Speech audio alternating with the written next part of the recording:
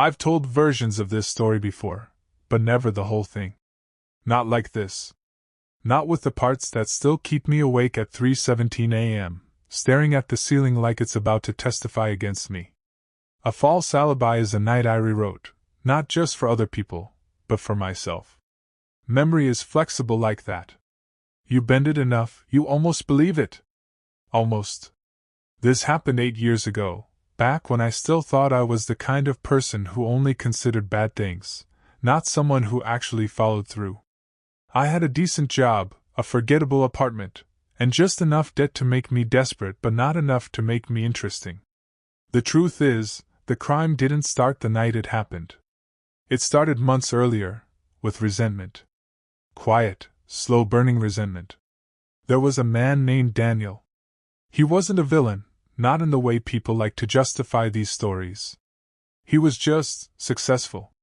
The kind of successful that felt accidental, like he tripped and landed on a pile of money and connections. He owned the company I worked for. He barely knew my name. But I knew his routines. And eventually I knew something else. He trusted the wrong people. Including me. I didn't wake up one day and decide to ruin his life. That's not how it works. It's smaller than that. You notice things. You file them away. You start asking, what if, questions you shouldn't be asking. What if no one checked the logs closely? What if his safe wasn't as secure as he thought? What if I could walk in, take what I needed, and walk out, and be somewhere else entirely? That's where the idea of the alibi came in. Not just any alibi, a perfect one.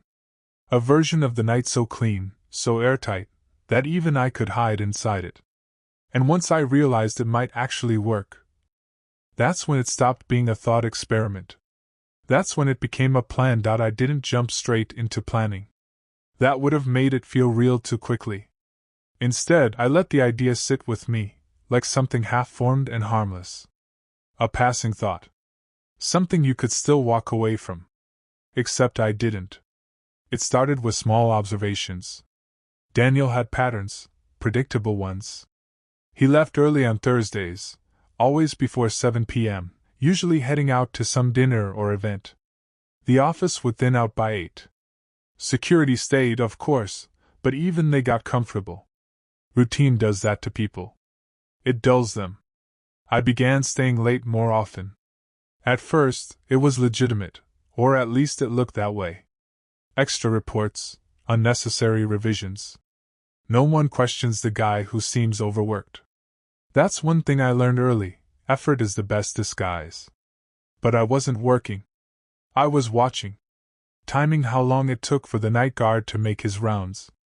Noting which cameras had blind spots, not complete ones, but angles you could work with if you understood them well enough.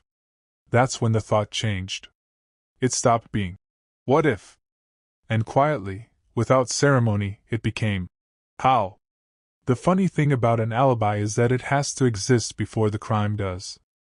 That was the part most people would get wrong. They treat it like a cover, something you slap on afterward. But I knew better. If this was going to work, the alibi had to feel lived in. So I started weeks ahead.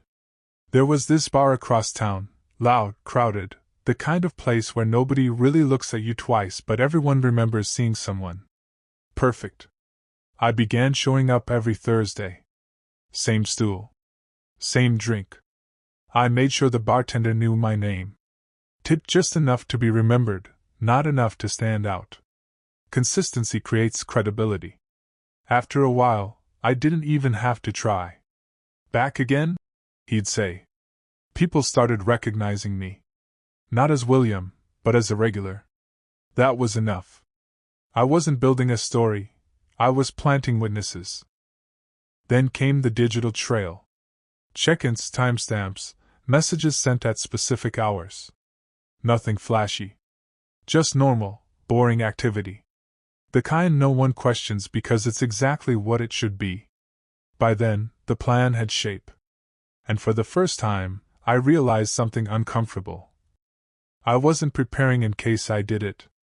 I was preparing because I already knew I would. Once the alibi had roots, I shifted focus to the office itself.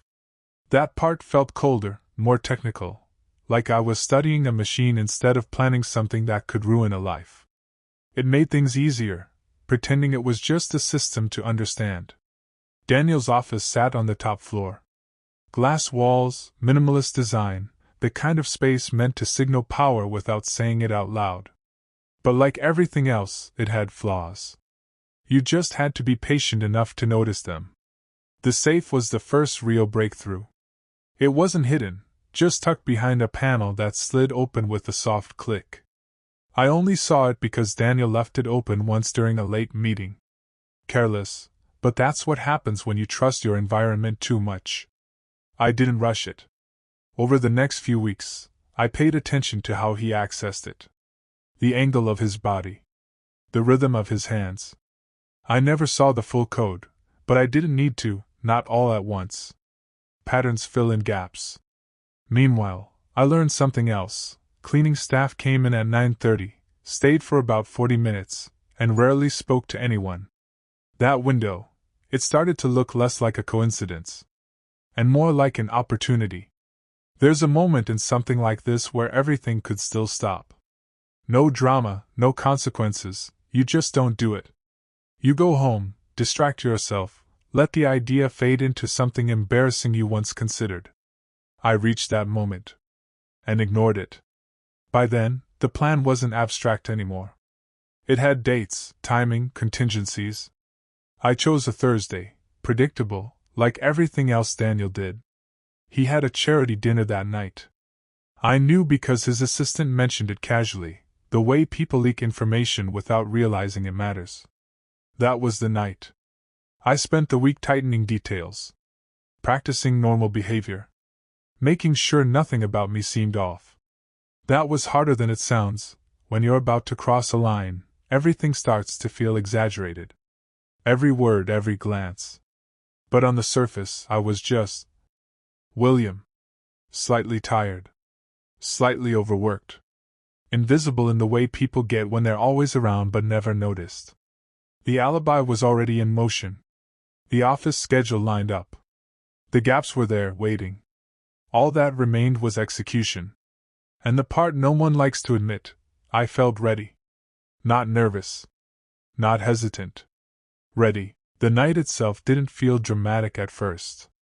No thunder, no sense of crossing into something irreversible. It started like any other Thursday, quiet, predictable, almost boring. Which was exactly why it worked. I showed up at the bar at my usual time, just after 7:30.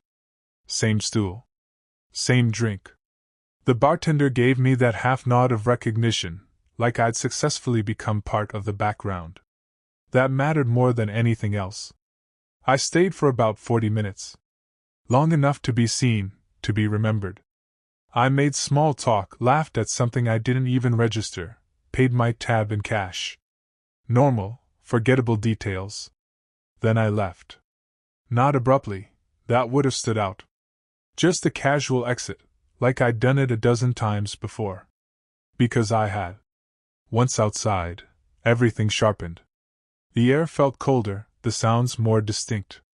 My car was parked 2 blocks away, intentional. No cameras from the bar, no direct line connecting the two locations. As I drove back toward the office, the reality settled in. This was it. No more rehearsals. No more. What if? The alibi was already alive, walking around without me. And I was heading somewhere it couldn't follow. Getting into the building wasn't the hard part. That's what surprised me most. After all the planning, all the angles I'd considered, the actual entry felt almost insultingly simple. My keycard still worked, of course. Employees came and went at odd hours all the time. That was one of those quiet privileges of trust. No one questions access until there's a reason to. The lobby was nearly empty. One security guard sat behind the desk, half focused on a muted screen. I gave him a nod, casual, practiced. He nodded back without really seeing me. Routine again. Routine saves you. The elevator ride up was the first moment I felt something shift. Not fear exactly, but awareness. Like my brain was finally catching up to what my body had already committed to. When the doors opened, the floor was dark except for emergency lighting. The office looked different at night, less polished, more exposed. Like a stage after the audience leaves. I moved quietly, but not suspiciously. That balance mattered. Too careful, and you look guilty. Too relaxed, and you make mistakes. Daniel's office was at the end of the corridor. And for a second, standing there, I hesitated. Not because I didn't want to do it, but because I knew I was about to prove that I could. Daniel's office door wasn't locked. That almost threw me off more than if it had been. I stood there for a second, hand on the handle, waiting for something, a sound, a reason to stop. Nothing came. Inside, everything looked exactly as it always did. Clean desk. Dim city lights through the glass walls.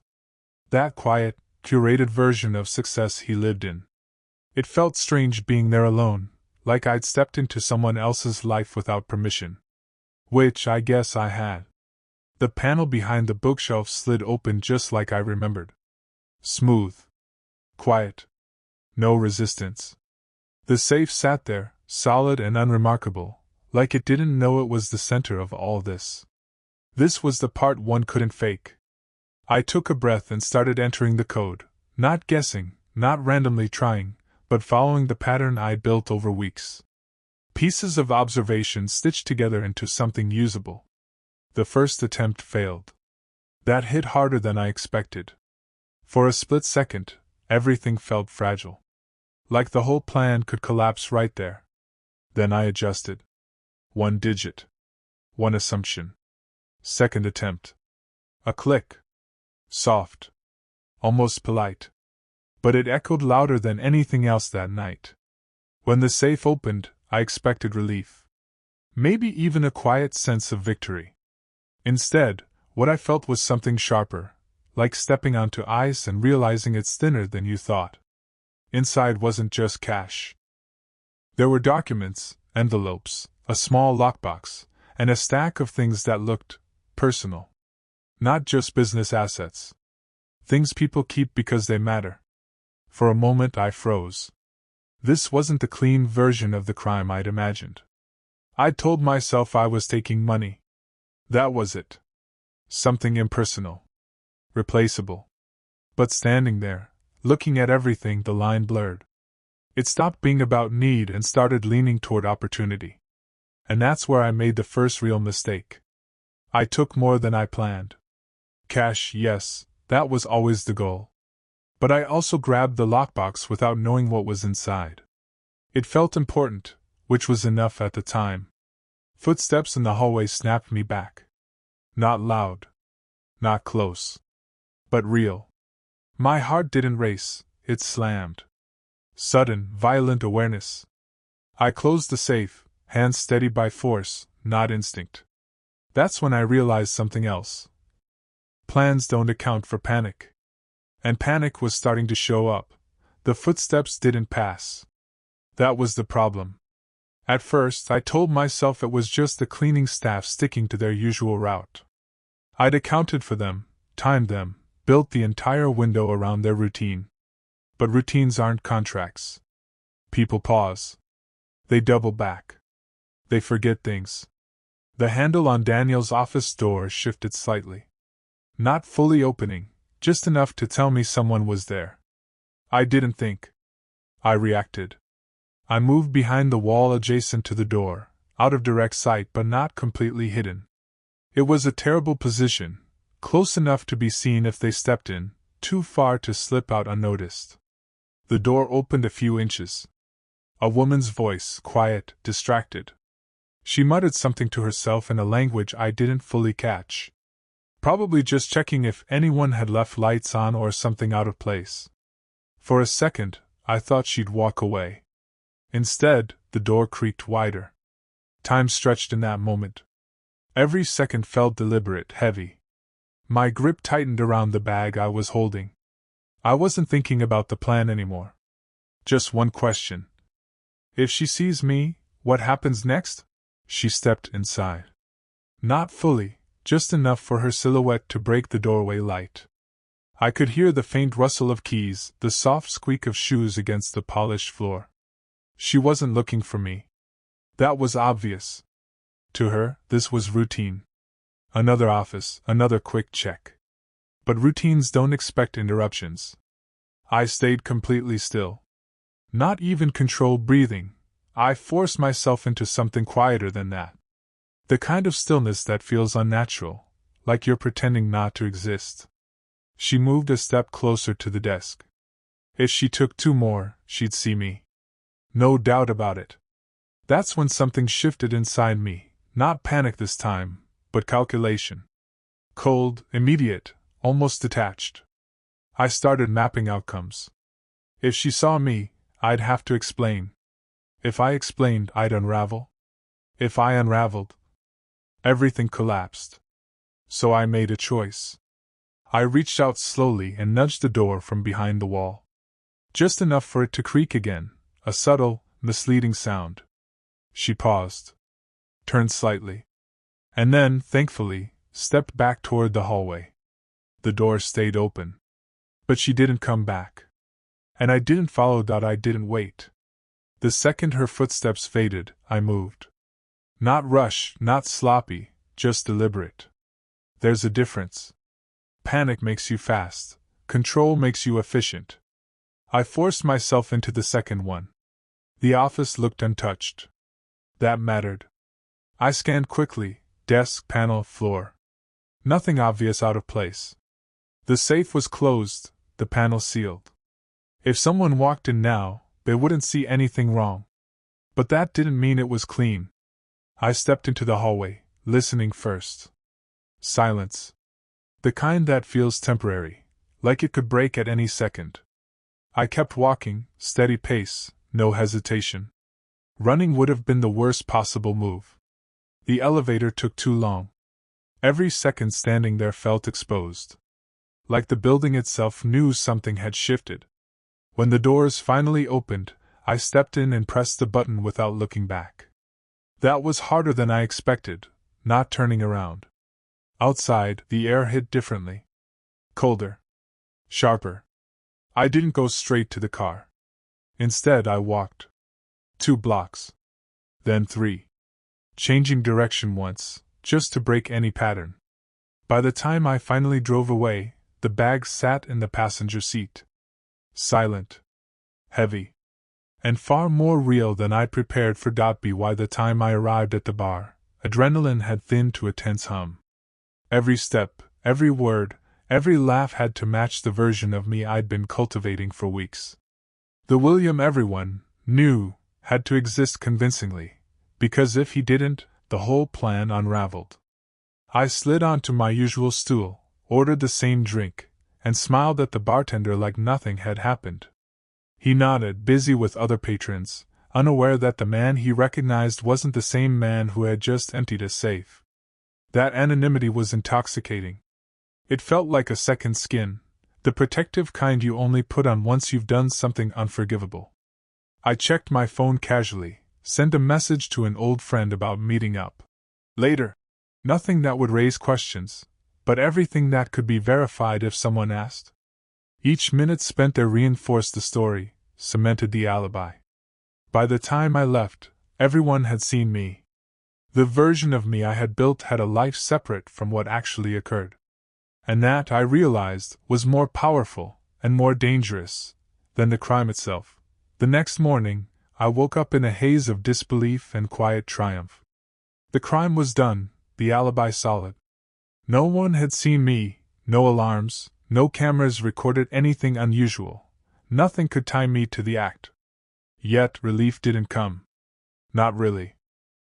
Instead, there was this persistent, gnawing tension.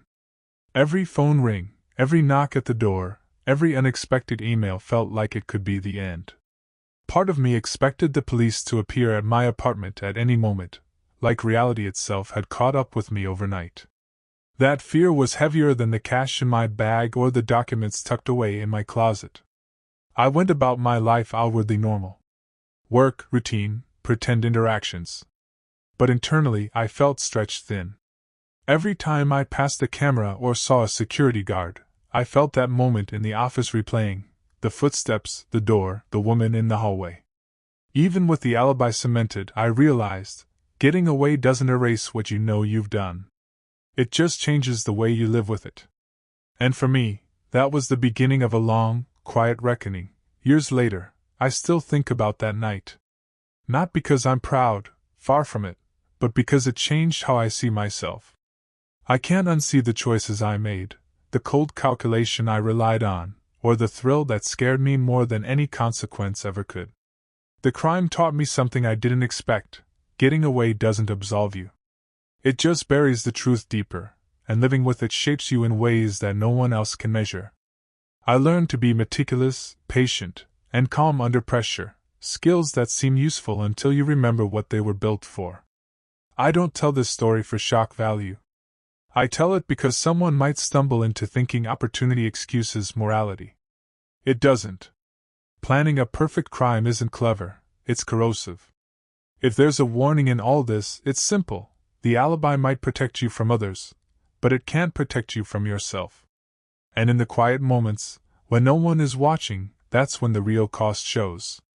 Would you like me to combine all 15 parts into one seamless Reddit-style post next?